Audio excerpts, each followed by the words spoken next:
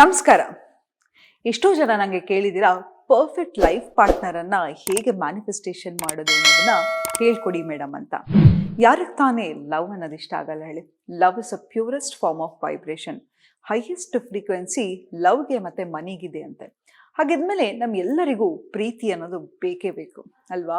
ಯಾವಾಗ ಅದು unconditional love ಆಗಿರುತ್ತೆ, ನಮ್ಮ ಜೊತೆ ನಾವು ಯಾವಾಗ ಒಂದು ವ್ಯಕ್ತಿಯೊಟ್ಟಿಗೆ ನಮ್ಮ ತನದಲ್ಲಿ ನಾವಿರ್ಬೋದು, ನಮ್ಮನ್ನು ನಾವು ಒಂದು ರಿಲೇಷನ್ಶಿಪ್ಪಲ್ಲಿ ಯಾವಾಗ we are seen, we are hurt, we are validated ಅಂದಾಗ ನಮ್ಮಷ್ಟು ಖುಷಿ ಪಡೋರು ಯಾರೂ ಇಲ್ಲ. ಹಾಗಾಗಿ ಒಂದು ಪರ್ಫೆಕ್ಟ್ ಲೈಫ್ ಪಾರ್ಟ್ನರನ್ನು ಹೇಗೆ ಮ್ಯಾನಿಫೆಸ್ಟೇಷನ್ ಮಾಡೋದು ಅನ್ನೋದ್ರ ಬಗ್ಗೆ ಮಾತಾಡ್ತಾ ಹೋಗ್ತೀನಿ. ನೋಡಿ, ಯಾವತ್ತೂ ಅಷ್ಟೇ ನಾವು ಏನನ್ನ ಆಗಿರ್ತೀವಿ ಅದನ್ನು ನಾವು ಅಟ್ರಾಕ್ಟ್ ಮಾಡ್ತಾ ಹೋಗ್ತೀವಿ. ಎಷ್ಟೋ ಜನ ನೀವು ನೋಡಿರ್ತೀರಾ, ಖುಷಿಯಾಗಿರೋರು ಸದಾ ಖುಷಿಯಾಗೇ ಇರ್ತಾರೆ. ಹಣ ಇರೋರ ಹತ್ರನೇ ಹಣ ಹೋಗ್ತಾ ಇರುತ್ತೆ. ಇದೆಲ್ಲ ಹೇಗಪ್ಪ ಅಂತ ಹೇಳಿದ್ರೆ ಅವರ ಫ್ರೀಕ್ವೆನ್ಸಿ ಅದಾಗಿರುತ್ತೆ. ನಮ್ಮ ಫ್ರೀಕ್ವೆನ್ಸಿ ಏನಾಗಿರುತ್ತೆ, ಪ್ರತಿಯೊಂದು ಆಲೋಚನೆಗೆ ಅದರದೇ ಆದ ವೈಬ್ರೇಷನ್ ಇರುತ್ತೆ. ಆ ವೈಬ್ರೇಷನ್ನು ನಮ್ಮ ಲೈಫಿನಲ್ಲಿ ರಿಯಾಲಿಟಿಯನ್ನು ಸೃಷ್ಟಿ ಮಾಡ್ತಾ ಇರುತ್ತೆ. ಈ ಎಕ್ಸಾಂಪಲ್ಲು, ನಾನು ಯಾವುದೋ ಒಂದು ಊರಿಗೆ ಹೋಗಬೇಕು ಅಂತ ಡಿಸೈಡ್ ಮಾಡಿದ್ರೆ ನನ್ನ ಆಲೋಚನೆ ಆಗಿತ್ತು, ಆ ಆಲೋಚನೆಗೆ ಅದರದೇ ಆದ ವೈಬ್ರೇಷನ್ ಇತ್ತು. ಅದಕ್ಕೆ ಏನು ಆ್ಯಕ್ಷನನ್ನು ತಗೋಬೇಕು ನಾನು ತಗೋತಾ ಹೋದೆ. ನಂತರ ಆ ಊರಿಗೆ ನಾವು ಹೋಗ್ತೀವಿ ಅಲ್ವಾ? ಹಾಗಾಗಿ ಪ್ರತಿಯೊಂದು ಆಲೋಚನೆಗೆ ಶಕ್ತಿ ಇದೆ. ಅದಕ್ಕೆ ನಾನು ಪ್ರತಿ ಸತಿ ನಿಮಗೆ ಎಚ್ಚರಿಸ್ತಾ ಇರೋದು, ಸಕಾರಾತ್ಮಕ ಆಲೋಚನೆಗಳನ್ನು ಮಾಡಿ. ನೀವು ಎಷ್ಟು ನಕಾರಾತ್ಮಕ ಆಲೋಚನೆಗಳನ್ನು ಮಾಡ್ತಾ ಹೋಗ್ತೀರೋ ನಮ್ಮ ಲೈಫಲ್ಲಿ ನಾವು ಹಿಂದೆ ಉಳಿತಾ ಹೋಗ್ತೀವಿ. ಹಾಗಾಗಿ ಪ್ರತಿಯೊಂದು ಆಲೋಚನೆಗೂ ಅದರದೇ ಶಕ್ತಿ ಇದೆ. ಹಾಗಿದ್ಮೇಲೆ ಒಂದು ಲೈಫ್ ಪಾರ್ಟ್ನರ್ ಅನ್ನೋದು ತುಂಬಾ ಮುಖ್ಯ. ನಮಗೆಲ್ಲರಿಗೂ ಕಂಪ್ಯಾನಿಯನ್ಶಿಪ್ ಬೇಕೇ ಬೇಕು ಅಲ್ವಾ? ಎಷ್ಟೋ ಜನಕ್ಕೆ ಒಂಟಿತನ ಅನ್ನೋದು ತಮ್ಮನ್ನು ಸಾಯಿಸುವಷ್ಟು ಕಾಡುತ್ತೆ. ಹೌದು, ಮನುಷ್ಯನಿಗೆ ಯಾರಾದರೂ ಒಂದು ರೂಪದಲ್ಲಿ ಫ್ರೆಂಡ್ಸ್ ಆಗಿರ್ಬೋದು, ಫ್ಯಾಮಿಲಿ ಆಗಿರ್ಬೋದು, ಮನುಷ್ಯ ಒಂಟಿಯಾಗಿರಲಿಕ್ಕೆ ತುಂಬಾ ಕಷ್ಟ. ಹಾಗಾಗಿ ಇಂತಹ ಒಂದು ಅದ್ಭುತವಾದ ಒಂದು ಸಂಗಾತಿ ನಮ್ಮೆಲ್ಲರಿಗೂ ಸಿಕ್ಕಿದ್ರೆ ನಾವು ಎಷ್ಟು ಖುಷಿಯಾಗಿರ್ತೀವಿ ಅನ್ನೋದ್ರ ಬಗ್ಗೆ ಇವತ್ತು ಎಷ್ಟೋ ಜನ ಯೂತ್ಸಿಗೆ ಇದೇ ಪ್ರಾಬ್ಲಮ್ ಆಗಿದೆ ಅಲ್ವಾ? ಎಂಥ ಕಂಪ್ಯಾನಿಯನ್ನ ನಮಗೆ ಹುಡುಕಬೇಕು, ಯಾವ ಥರ ಒಂದು ವ್ಯಕ್ತಿಯನ್ನು ನಾವು ನೋಡಬೇಕು, ಪರ್ಫೆಕ್ಟ್ ಲೈಫ್ ಪಾರ್ಟ್ನರ್ ಅಥವಾ ಎಕ್ಸಿಸ್ಟಿಂಗ್ ರಿಲೇಷನ್ಶಿಪ್ಪಲ್ಲಿದ್ದರೂ ಆ ರಿಲೇಷನ್ಶಿಪ್ಪನ್ನು ಹೇಗೆ ಹೀಲ್ ಮಾಡೋದು ಅನ್ನೋದು ಪ್ರಶ್ನೆ ಎಲ್ರಿಗೂ ಕಾಡ್ತಾ ಇರುತ್ತೆ. ಮೊದಲನೇದಾಗಿ ಏನು ಮಾಡಿ ಅಂತ ಹೇಳಿದರೆ, ಒಂದು ಪೇಪರ್, ಒಂದು ಪೆನ್ನನ್ನು ತಗೊಳ್ಳಿ. ಎಷ್ಟೋ ಸತಿ ನಾವು ಯಾರನ್ನಾರುವೆ ಮದುವೆ ಆಗಬೇಕು ಅಥವಾ ಈ ಒಂದು ರಿಲೇಷನ್ಶಿಪ್ಪಿಗೆ ಇರಬೇಕು ಅಂತ ಹೇಳಿದ್ರೆ ಎಂಥ ಹುಡುಗಿ ಬೇಕು ಅಂತ ಕೇಳಿದರೆ, ಅಥವಾ ಎಂಥ ಹುಡುಗ ಬೇಕು ಅಂತ ಹೇಳಿದ್ರೆ, ಹುಡುಗಿ ನೋಡೋಕ್ಕೆ ಚೆನ್ನಾಗಿರಬೇಕು, ಹುಡುಗಿ ಕೆಲಸದಲ್ಲಿ ಇರಬೇಕು, ಹುಡುಗಿ ಅಥವಾ ಹುಡುಗ ಒಳ್ಳೆ ಕೆಲಸದಲ್ಲಿ ಇರಬೇಕು, ಹುಡುಗ ಪವರ್ಫುಲ್ ಆಗಿರಬೇಕು, ಹುಡುಗ ಇಂಥ ಫ್ಯಾಮಿಲಿಯಲ್ಲಿ ಇರಬೇಕು, ಹುಡುಗಿ ಇಂಥ ಫ್ಯಾಮಿಲಿಯಲ್ಲಿ ಬರಬೇಕು ಅಂತ ಎಲ್ಲರೂ ನಾವು ಡಿಸ್ಕ್ರಿಪ್ಷನ್ ಕೊಡ್ತೀವಿ. ಆದರೆ ಅವರು ಹೇಗೆ ನಮ್ಮನ್ನು ಫೀಲ್ ಮಾಡಿಸ್ತಾರೆ ಅನ್ನೋದ್ರ ಬಗ್ಗೆ ಮಾತಾಡೋಲ್ಲ. ಎಕ್ಸಾಂಪಲ್, ನಾನು ಯಾವುದೋ ಅತಿ ದೊಡ್ಡ ಶ್ರೀಮಂತನನ್ನ ಮದುವೆ ಆಗಿರ್ತೀನಿ ಅಂತ ಇಟ್ಕೊಳ್ಳೋಣ. ಆತ ನನಗೆ ಅಬ್ಯೂಸ್ ಮಾಡ್ತಾ ಇರ್ಬೋದು, ಅಥವಾ ನನಗೆ ರೆಸ್ಪೆಕ್ಟ್ ಕೊಡದೇ ಇರ್ಬೋದು, ಆತ ರಿಲೇಷನ್ಶಿಪ್ಪಲ್ಲಿ ಮೋಸ ಮಾಡ್ಬೋದು, ಏನಂತ ಗೊತ್ತಿರಲ್ಲ ಅಲ್ವಾ? ನಾನೇನೋ ಮ್ಯಾನಿಫೆಸ್ಟ್ ಮಾಡಬೇಕಾದ್ರೆ ನಾವು ಏನು ಕೇಳಿದ್ರು ಯೂನಿವರ್ಸ್ ಕೊಡಲ್ಲ ಅಂತ ಹೇಳಲ್ಲ. ಆದರೆ ನಾವು ಹೇಗೆ ಆ ರಿಲೇಷನ್ಶಿಪ್ಪಲ್ಲಿ ಫೀಲ್ ಆಗಬೇಕು ಅಂತ, ಎಷ್ಟೋ ಸತಿ ನೋಡಿ, ನಮಗೆ ಎಕ್ಸ್ಪೆನ್ಸಿವ್ ಬ್ಯಾಗ್ ಬೇಕಾಗಿರಲ್ಲ, ಎಕ್ಸ್ಪೆನ್ಸಿವ್ ಮನೆ ಬೇಕಾಗಿರಲ್ಲ, ಎಕ್ಸ್ಪೆನ್ಸಿವ್ ಗಾಡಿ ಬೇಕಾಗಿರಲ್ಲ. ನಮಗೆ ಒಂದು ಕಂಪ್ಯಾನಿಯನ್ಶಿಪ್ಪಲ್ಲಿ ನಮ್ಮನ್ನು ಹೇಗೆ ಎಮೋಷ್ನಲಿ ಅವ್ರು ನಮ್ಮನ್ನ ಫೀಲ್ ಮಾಡಿಸ್ತಾರೆ ಅಂತ.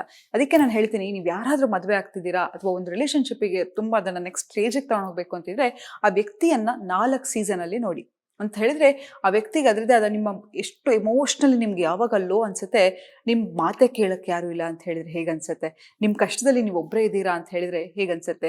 ಎಷ್ಟೋ ಸತಿ ಯಾವುದೋ ಒಂದು ಫಂಕ್ಷನ್ಗೆ ಅಥವಾ ಒಂದು ಪಾರ್ಟಿಗೆ ಅಥವಾ ಒಂದು ಏನೋ ಒಂದು ಗ್ಯಾದರಿಂಗಿಗೆ ಒಬ್ಬರೇ ಹೋಗಬೇಕು, ಒಂಟಿಯಾಗಿರಬೇಕು ಅಂದರೆ ಹೇಗನ್ಸುತ್ತೆ.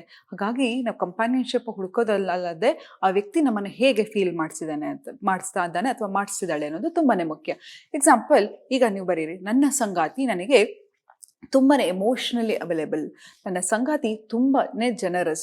ಎಷ್ಟು ಧಾರಾಳತನ ಅಂತ ಹೇಳಿದರೆ, ಅವರ ಟೈಮ್ ಆಗಿರ್ಬೋದು ಅಥವಾ ಫೈನಾನ್ಷಿಯಲಿ ಆಗಿರ್ಬೋದು, ಎಲ್ಲ ರೀತಿಯಲ್ಲೂ ನನಗೆ ಕೋಪ್ರೇಟ್ ಮಾಡ್ತಾರೆ.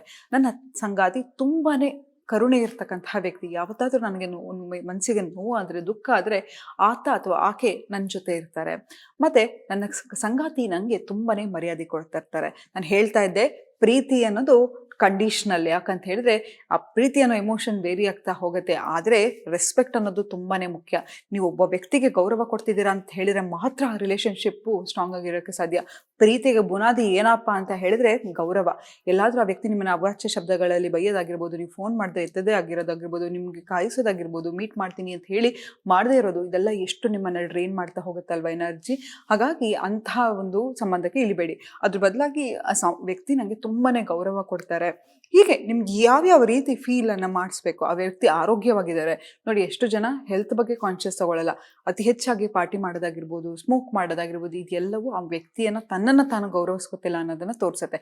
ಯಾವ ವ್ಯಕ್ತಿ ತನ್ನನ್ನು ತಾನು ಗೌರವಿಸ್ಕೊತಾನೋ ಆ ವ್ಯಕ್ತಿ ತನ್ನ ಸಂಗಾತಿ ಆಗಿರ್ಬೋದು, ತನ್ನ ಪಾರ್ಟ್ನರ್ ಆಗಿರ್ಬೋದು, ಮತ್ತಿತರರನ್ನ ಗೌರವದಿಂದ ನೋಡ್ತಾರೆ. ಹಾಗಾಗಿ ಆ ವ್ಯಕ್ತಿ ಹೆಲ್ದಿಯಾಗಿರಬೇಕು, ಆ ವ್ಯಕ್ತಿ ಸ್ಪಿರಿಚುಯಾಲಿಟಿ ಇರಬೇಕು. ಯಾಕಂತ ಹೇಳಿದ್ರೆ ನೋಡಿ, ಯಾವಾಗಲೂ ಹೇಳ್ತಾರೆ ತೇನ ವಿನ ತೃಣಮಪಿನ ಆಚರಂತಿ ಅಂತ ಹೇಳಿದ್ರೆ, ಭಗವಂತನನ್ನೇ ನಾವು ಎಷ್ಟು ಪ್ರಾರ್ಥನೆ ಮಾಡ್ತೀವಿ, ಮೆಡಿಟೇಷನ್ ಮಾಡ್ತೀವಿ, ನಮ್ಮ ಕಾನ್ಷಿಯಸ್ ಮೈಂಡ್ ಬಗ್ಗೆ ಯೋಚನೆ ಮಾಡ್ತಾ ಹೋಗ್ತೀವಿ, ಆ ವ್ಯಕ್ತಿಯ ಮನಸ್ಸಿನ ಆಲೋಚನೆಗಳಾಗಿರ್ಬೋದು ಅಥವಾ ಆ ವ್ಯಕ್ತಿ ನಡ್ಕೊಳ್ಳೋ ರೀತಿನೇ ಬೇರೆ ಥರ ಇರುತ್ತೆ. ಹಾಗಾಗಿ ನೀವು ಸಂಗಾತಿಯನ್ನು ಚೂಸ್ ಮಾಡಬೇಕಾದ್ರೆ ಸ್ಪಿರಿಚುವಲ್ ಕೋಶೆಂಟ್ ಕೂಡ ವ್ಯಕ್ತಿಗೆ ಇರಬೇಕು.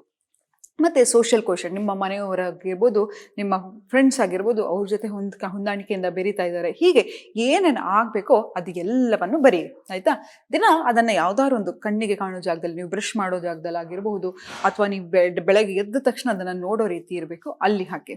ಮತ್ತು ಇನ್ನೊಂದೇನಪ್ಪ ಅಂತ ಹೇಳಿದರೆ, ಈಗ ಎಕ್ಸಾಂಪಲ್ಲು ನಾನು ಇಲ್ಲೇನೋ ಒಂದು ಅಡುಗೆ ಮಾಡಿಟ್ಟಿದ್ದೀನಿ ಅಂತ ಇಟ್ಕೊಳ್ಳೋಣ, ಇನ್ನೊಂದು ಬಾಕ್ಸಲ್ಲಿ ಏನೋ ಒಂದು ತಿಂಡಿ ಇಟ್ಟಿದ್ದೀನಿ ಅಂತ. ಆ ತಿಂಡಿಯನ್ನು ನಾನು ಮಾಡಿರೋದಕ್ಕೆ ಆ ತಿಂಡಿಯನ್ನು ನಾನು ತೆಗೆದು ತಿನ್ಬೋದು ಅಲ್ವಾ. ಸೊ ಯೂನಿವರ್ಸ್ ಹೇಗಿರುತ್ತಪ್ಪ ಅಂತ ಹೇಳಿದ್ರೆ, ನೀನು ನನಗೆ ಏನು ಕೊಡ್ತೀನಿ, ನಿನಗೆ ವಾಪಸ್ ಅದನ್ನು 100 ಫೋಲ್ಡಲ್ಲಿ ಕೊಡ್ತೀನಿ ಅಂತ. ನೋಡಿ, ಎಷ್ಟೋ ಸತಿ ಈಗ ಗಿಡ ಹಾಕ್ತೀರಾ ಅಲ್ವಾ, ನೀವು ಅದಕ್ಕೆ ನೀರು ಹಾಕ್ತಾ ಹೋದ್ಮೇಲೆ ಅದು ದೊಡ್ಡ ಮರ ಆದಮೇಲೆ ಹಣ್ಣು ಕೊಡ್ತಾ ಹೋಗುತ್ತೆ. ಹಾಗೆ ಪ್ರತಿ ಸತಿ ನಾವು ಏನಾದರೂ ಒಂದು ಸಂಬಂಧಕ್ಕೆ ಹೋದ್ಮೇಲೆ ನಾವೇನಾದ್ರು ಕೊಡಬೇಕು. ಸೊ ಏನು ಮಾಡಬೇಕು ಅಂತ ಹೇಳಿದ್ರೆ, ನೀವು ಬರೀರಿ, ಈ ರಿಲೇಷನ್ಶಿಪ್ಪಲ್ಲಿ ನಾನು ನನ್ನನ್ನು ನಾನು ಬದಲಾಯಿಸ್ಕೋತೀನಿ. ಎಕ್ಸಾಂಪಲ್, ನನ್ನ ಪ್ರೀವಿಯಸ್ ರಿಲೇಷನ್ಶಿಪ್ಪಲ್ಲಿ ನನಗೆ ಪೇಷನ್ಸ್ ಇರಲ್ಲ ಅಂತ ಇಟ್ಕೊಳ್ಳೋಣ, ನನಗೆ ಕೋಪ ಅತಿ ಹೆಚ್ಚಾಗಿತ್ತು. ಈಗ ನಾನು ಅದ್ರ ಬಗ್ಗೆ ಬರೀತೇನೆ, ನಾನು ಈ ಸಂಬಂಧದಲ್ಲಿ ತುಂಬಾ ತಾಳ್ಮೆಯಿಂದ ಇರ್ತೀನಿ, ಈ ಸಂಬಂಧದಲ್ಲಿ ನಾನು ಲಾಯಲ್ ಆಗಿರ್ತೀನಿ, ಈ ಸಂಬಂಧದಲ್ಲಿ ನಾನು ಏನನ್ನ ನೀವು ಚೇಂಜ್ ಮಾಡ್ಕೋಬೇಕು ಅಂತ ಇರ್ತೀರಾ ಅದು ಎಲ್ಲವನ್ನು ಬರೀರಿ.